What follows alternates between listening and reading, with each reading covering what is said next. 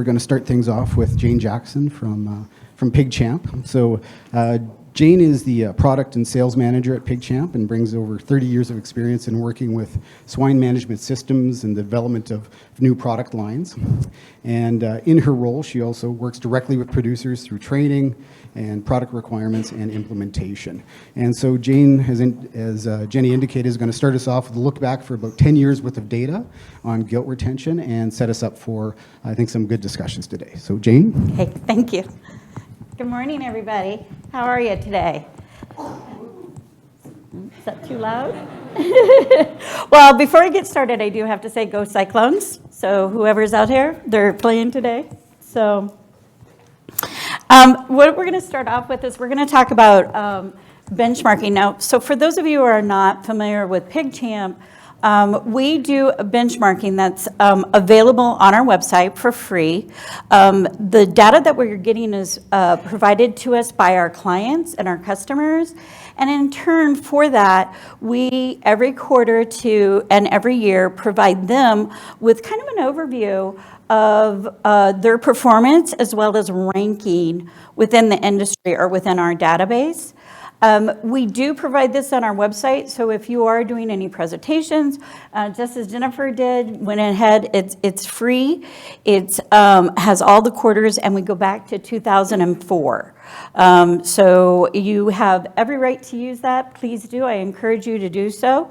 The other thing to be aware of about our benchmarking is the rules. There's always rules, right? So the rules for us is a farm must be farrowing or weaning for a full year.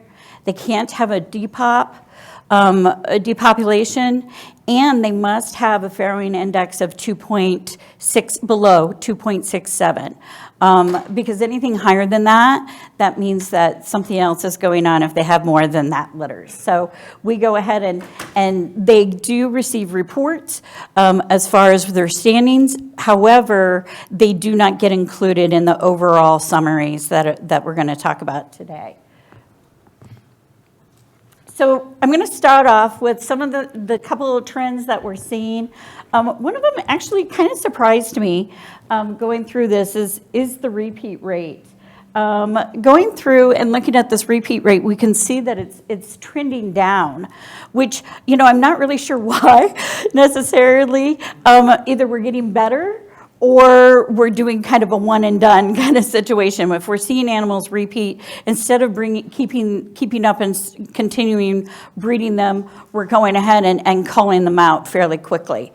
So that's one of the things that we're noticing. And if you can see here over the time, we normally target, when we talk with our clients, we normally do target about 8 to 7% when we're setting up new clients. So this was really interesting to me that we have gone down and we may change those targets when we're talking with people to see, or even get a little bit further when you see some of these slides where we're going to and what we're doing there. The next one that we're going through is total born. So with the total born, as you can see here, we have increased. Jenny said we know the potential is probably higher than 15.2. That's where we landed right now. So we are increasing that total born. But I do caution everybody to be careful with some of this, because recently I was working with a client who was telling me was so excited about all the total born that he was having it, which he should be. But if you can notice here is the percentage of live born. It's one thing to say that we're succeeding in getting 15.2, but if your live born is less of a percentage of that, and your stillborn and your mummified are also increasing, we need to have that happy balance, because this client was keeping animals because of the total born and not necessarily looking at the live born. So I really caution you all, when you're talking total born with a client or with a customer, make sure they understand what total born means. Total born is your live born plus your stillborn plus your mummified, at least in PigCHAMP. And so when working with that, we want to make sure that just because they have a high total born, they're not keeping a sow around because of that. They need to look at it holistically and look at it as the live born, because if they're not contributing the majority in live born, then really they need to probably call that animal.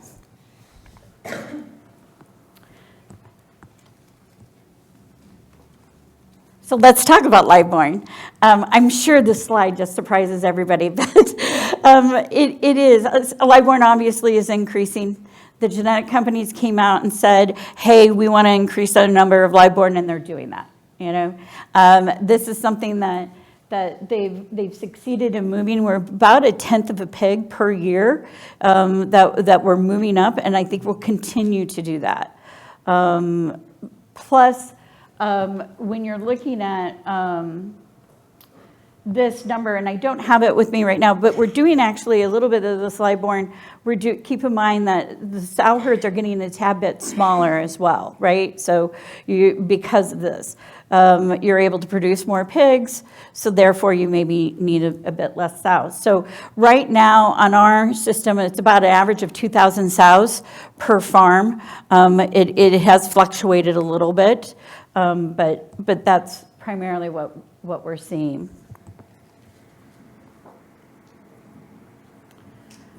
So another item that I saw that was kind of in there is our mortality rate. I don't have a slide on this, but we can go ahead and talk through it a little bit as far as that goes. Mortality rate has increased to 15.5% or 15.2%.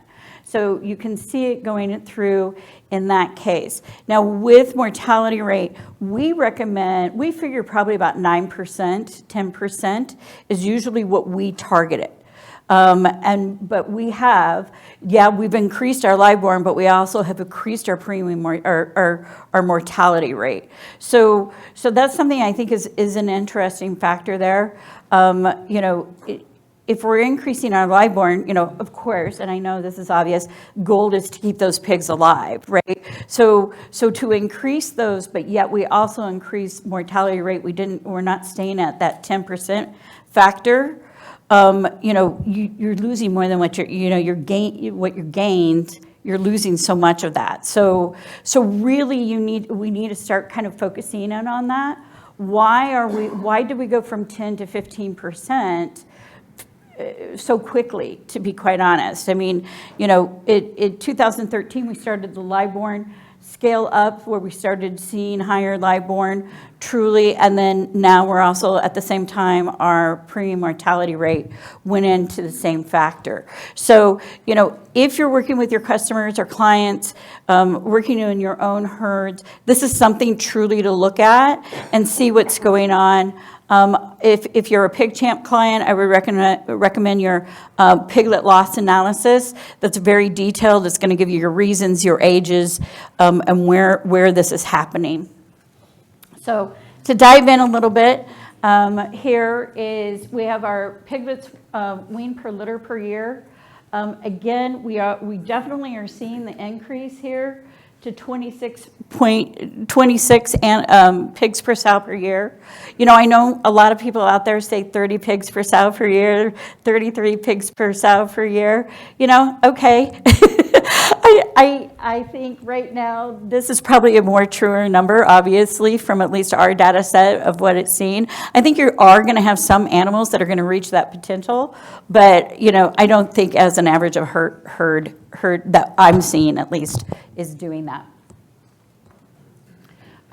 The female versus sow. So everybody's aware of the math with PigCHAMP. A sow is a mated female for definition, okay? And so when you're looking at pigs per female per year, that is going to be your gilts, unbred gilts, plus your bred animals or mated females, okay? So that's our female definition. A sow in our terms is a mated any mated female. So that means if even if it's a bred gilt, she's included in that sow number, okay? The other thing that we base this off of is we base it off of actual inventory. We do weighted inventory.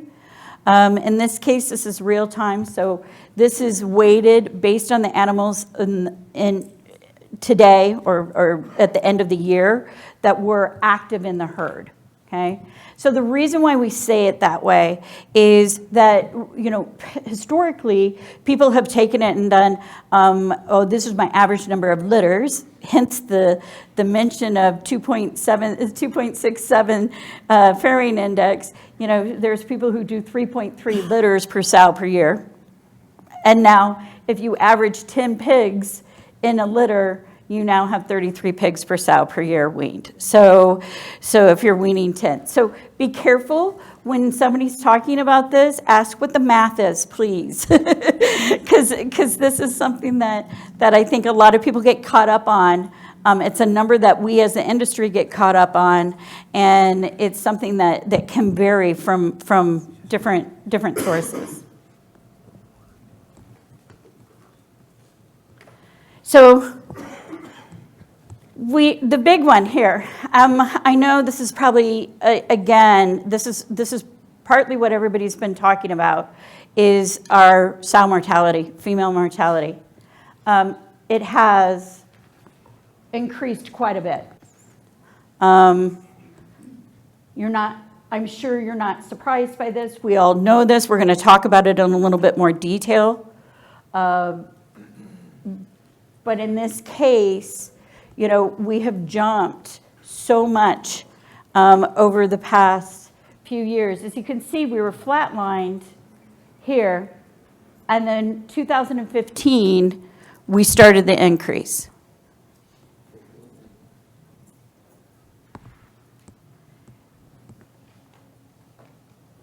One of the other things that I think, we're gonna dive into the gilt retention factor, so we'll start getting more into detail.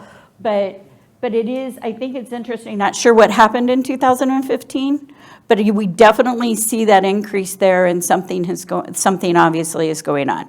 We're going to talk a little bit about prolapse, of course, today. Throughout the day, we're probably going to be talking prolapse throughout the week as one of the factors.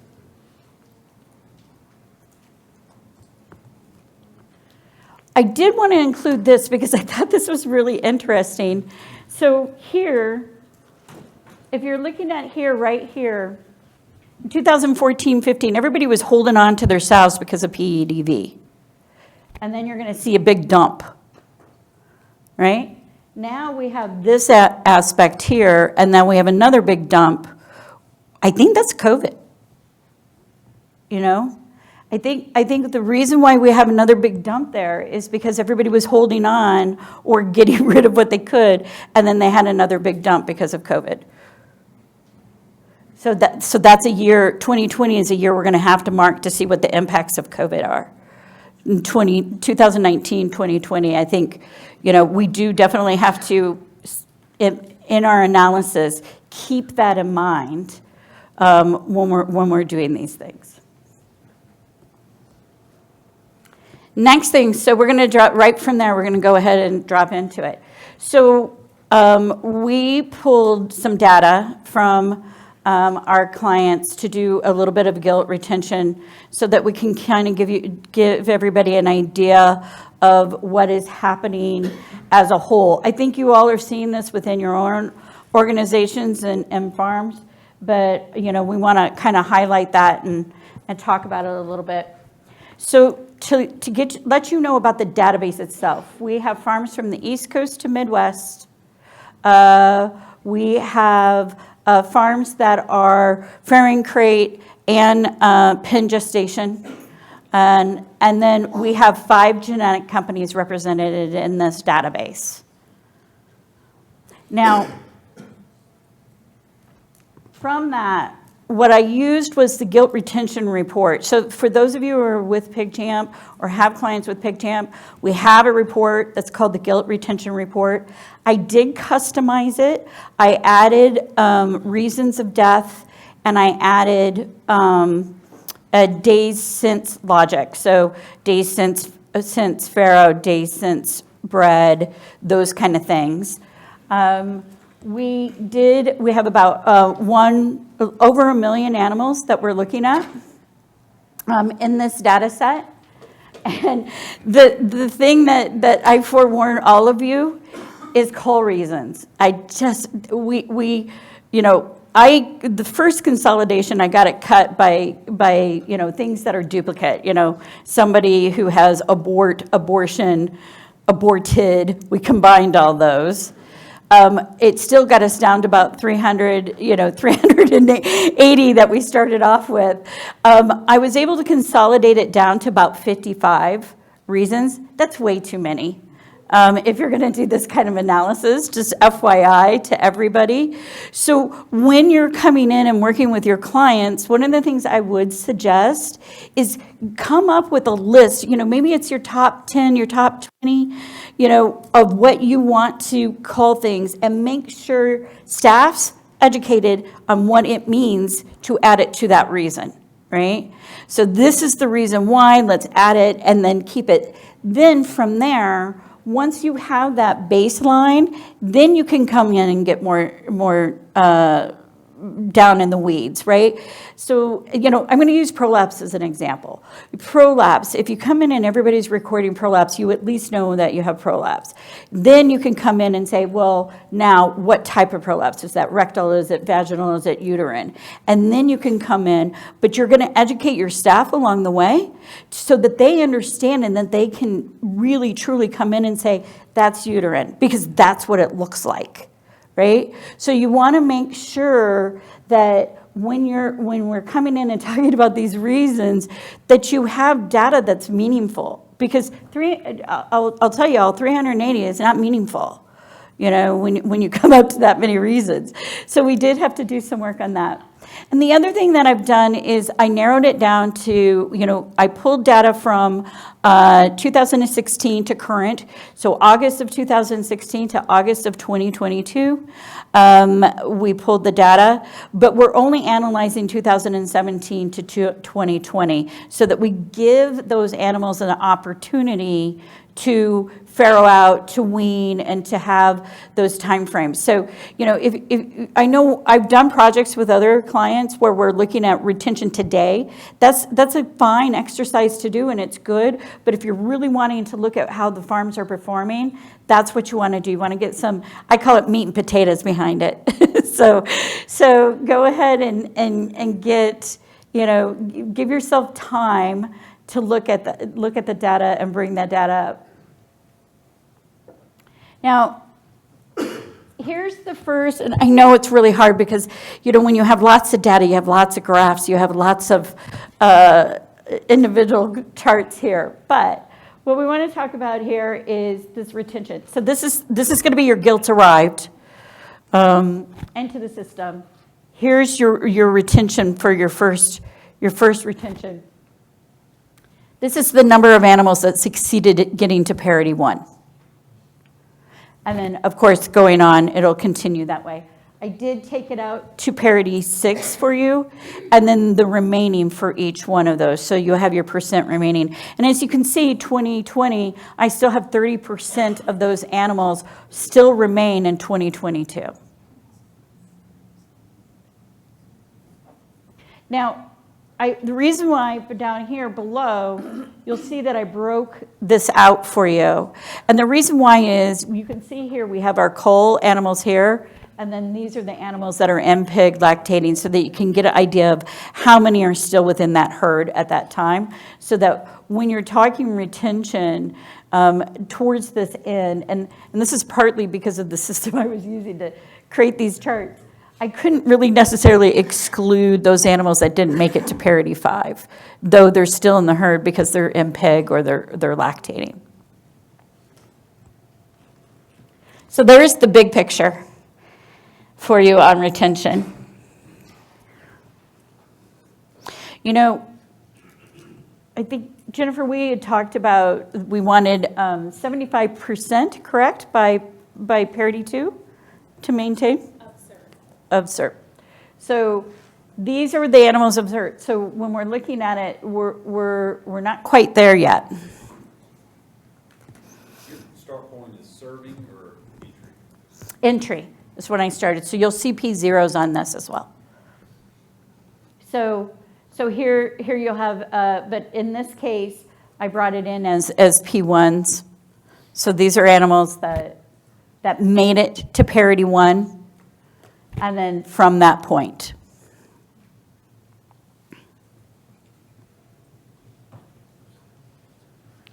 So let's talk about removal, because that's the big issue. You know, we were, initially we talked about maybe doing, you know, average live born, average that, but the reality is if we can't keep them on the farm, you know, that's our first hurdle, right? So coming into play, what I wanted to do is break it out so that you can see what the retention, those animals that were removed.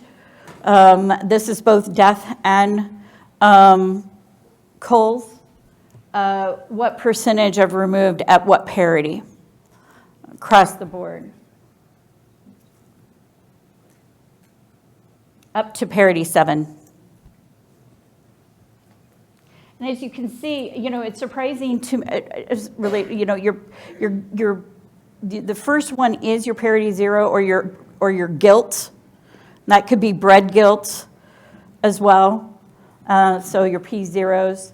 But the amount that your highest cull removal rate is your P0s, then coming in is your P1s. You know, ideally, we'd like to see them a little older than that, right? Because that's our business. So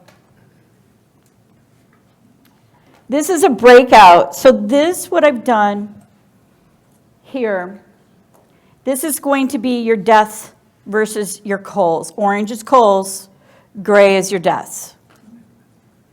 Now, when you're looking at this, here's our gilt arrivals. This is the number of parity 0 or gilts, bred gilts that were removed. And then those that made it to parity 1, the percentages behind that are going to be the percentages of parity 1s that were then removed, if you follow me there.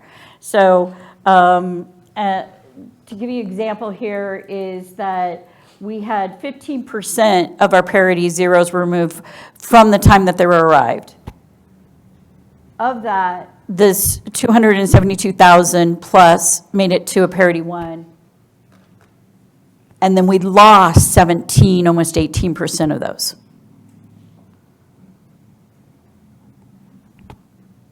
Broken it out for you in this way so that you can see 16.9% death loss on our P0s, and then almost 8% death loss on our P1s is what the data is telling us right now.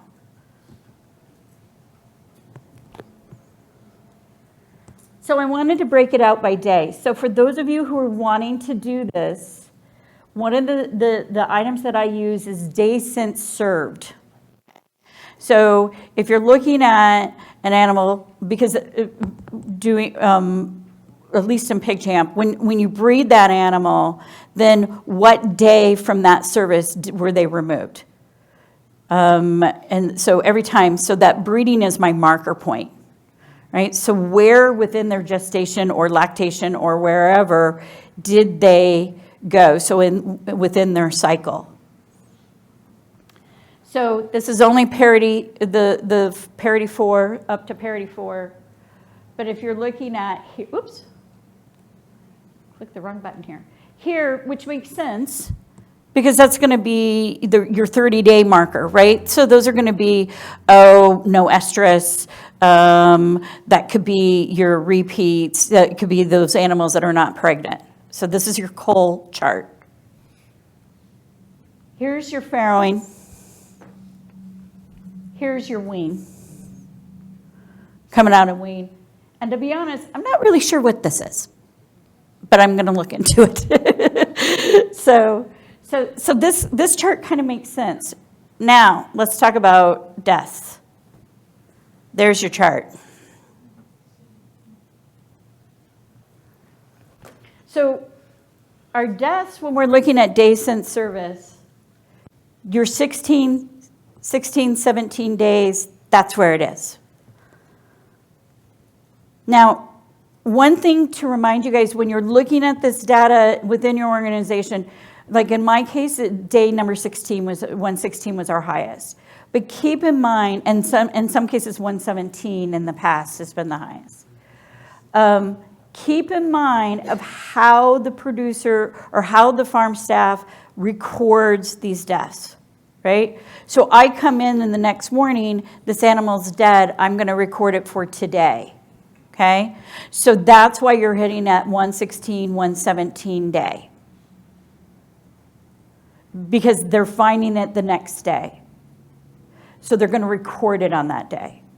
So be very aware that when you're analyzing this as day 116. But I think it gives us, I think everybody has seen this, but it gives us a short window to look at. We know that if we can look and we start evaluating and recognizing that this is our days, what can we do within that short window? We know that it's starting to pop up at about 113, and then if you go down to about 120, you have 7 days there that if you're looking at, maybe you can impact this death rate that is going on there. So I wanted to break it out, and bear with me because we're going to have 4 slides that are very similar. But I wanted to break out each parity so that you could see the parity and see the movement of deaths. The top slide will be your deaths. The bottom slide is going to be your cull reasons. So when you're coming in and talking about your bread gilts, sudden death is your number one for your death reason. And one of the things that I think is interesting is you have unknown. These are basically, in my eyes, the same. They don't know why, so it was sudden death. So that, if we're looking at opportunity, you also, of course, 23% of your lame, so you have, but if you're looking at opportunity, what are those? We need to maybe scale in, and this is where maybe we do get into the weeds a bit, and we try to figure out what's happening. Cull reason, no estrus, not pregnant. That's 50% of your, basically what is going on there. So now let's look at our parity. So now you can see that prolapse starts introducing itself. Right here, comes in pretty strong. Still sudden death, lame. And then, of course, down here, still same thing, not pregnant. Now, prolapse is here. Is your parity at the time of removal or the parity at the time of service? It is parity at the time of removal, which would be parity at service in that case. So the P0s are all before they farrowed. Correct.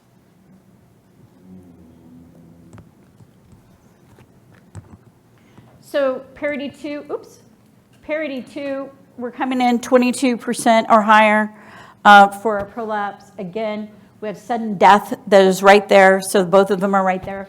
This might be, and of course, we're going to continue to look at prolapse, but for maybe for lack of a better term, something that we can maybe impact quicker is starting to get a better idea of what the sudden death is. Because, and maybe I'm wrong, but the farm staff knows what a prolapse is. So they're not going to call it a sudden death if it's a prolapse. They're going to call it a prolapse. Right? So this sudden death that's going on right now, what is that? Because we've seen it habitual across all the slides. Again, no estrus. Lame is coming, no estrus, not pregnant on your cull reasons. Here's your parity 3. Interesting, your parity 3, lame now surpasses are not pregnant and no estrus. Not surprised by that necessarily because they're getting older. And there's your parity 4 breakout. Doesn't change, really.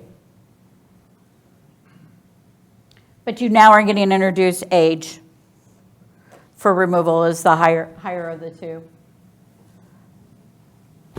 And I threw this parity 5 in so that you guys can see one of the things that I think is interesting that we keep talking about is that 26% at parity 5 was prolapse. So, and by the way, I forgot to tell you, right there, that's the number of animals that were removed so that you have a baseline there for that. So, you know, we're definitely seeing this. So wanted to go ahead and break this out. Earlier, I talked about how if you want to look into the weeds, so the majority of all our clients do record prolapse, and you can see the majority do not come in and define it as rectal, uterine, or vaginal. For those who did, I wanted to include it on the slide so that you guys could see this and see the impact that may have. You know, and again, I do hear others coming out and wanting to record this. I encourage you to do so, but make sure, again, that the staff knows the difference, right? So we're not just assuming that they understand the difference between a uterine and a vaginal and a rectal, right? Make sure that they have pictures and they have a clear understanding of what that is so that you are getting accurate data. I thought I would break out the day of removal.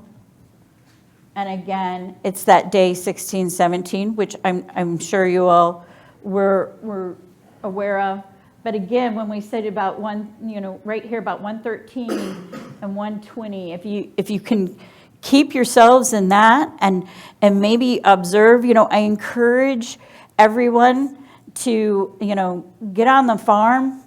One of the things that I have the luxury of working with so many different types of systems across the world and listening to the producers. I get to talk directly with the producers daily. And, one of the things that I think that we as an industry sometimes do is send a mixed message where you have genetic companies coming in and saying it's this, and you have nutrition coming in and saying, well, let's do this. Vets and service managers, everybody's got ideas, but it would be nice to collectively get those ideas together on the farm. And I recommend highly to everyone is if you have an opportunity, wouldn't it be lovely on a farm to have the farm manager have the farm field manager or overseer, and the vet, the nutritionist, the geneticist, all of them in the same room at the same time on the farm in these farrowing houses and walking these barns together. Now, one of the reasons why I say make sure, and I would say maybe the farrowing manager and the breeding manager, because we think processes that they do is what we've always said that they should do. That's not the case, and so one of the things that you'll see is you have to be aware of these processes because you have to take that variability out of your numbers, right? If you don't know that Sam's going, oh, I looked at this and this is what this is supposed to be, but I'm going to take a shortcut. If you don't know he's doing that, then sometimes this data doesn't quite have the same meaning anymore. So making sure that the people on the farm know what is expected of them when it comes to culls and deaths reasons, understanding that and understanding what you need from them as far as processes go are really important. So that brings me to my last slide. And this is when you're doing this, I always end with this slide basically because I want to remind everybody the 4 basic questions when doing analysis. Do you have the right data? If you don't have if you have so many animals that are removed, then maybe, and you have to consolidate, or if you want to know what rectal prolapse is doing and you don't collect it, you can't measure it, right? So then the next thing is, again, are we clear on understanding? Do you understand what a sow is and a gilt is? Is that understood on the farm? what that is, or what a female versus a sow. How are things calculated? Total born is a great example of that, right? You know, you got your live born, you have your stillborn, and your mummified. Pre-wean mortality is another example, as well as pigs weaned per sow per year. And then the last thing is, again, what are the processes involved, right?